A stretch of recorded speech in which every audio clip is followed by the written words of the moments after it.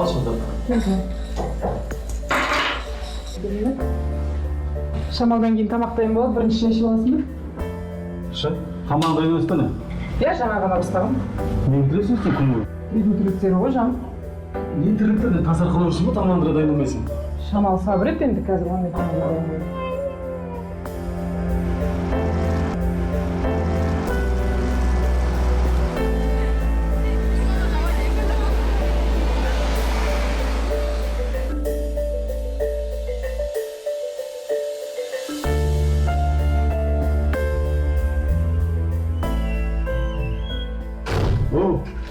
Қашан келдің бе? Не терлеп кеткенсің? Бауырсақ пісірдім, манты жасадым, қазір салат көрем. Дайын болады. Не бітіресің таңертең кешке? Үйде отырасың? Уақыт жетпейді дейді. Уақыт жетпейді. Ентігесін жүресің, әйтеуір уақыт жетпей қойды ғой. Бірдеңе қырып жүргендей.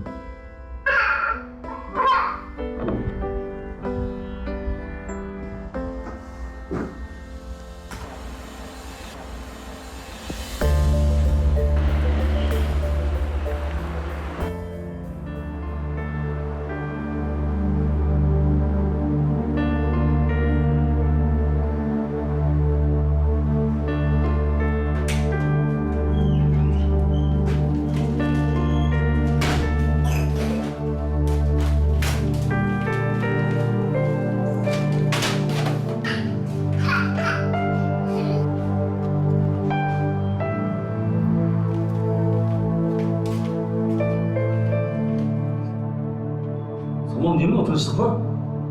Иә, тыныштық. Не болды жаным? Не болғасын десің, ауырып қалдың ба? Юғылысыз ба әлде? Жоқ, ауырған жоқ, ұйқыда түскем жоқ. Демалып жатырмын. Демалған не? Сен қызар екенсің, мынау не? Жинамайсың ба еді? Сен өзің күн сайын үйде не жұмыс бар, не істейсің деп ұрсасың. Шаршайтындай не қырып жатырсың деп ренжисің. Сондықтан бүгін ештеңе істемедім. Міне, өзің көріп тұрғандай кітап оқып, рахаттанып, демалып жатырмын. Шошып кеттің ғой, мен бірдеңе болып қалдым деп.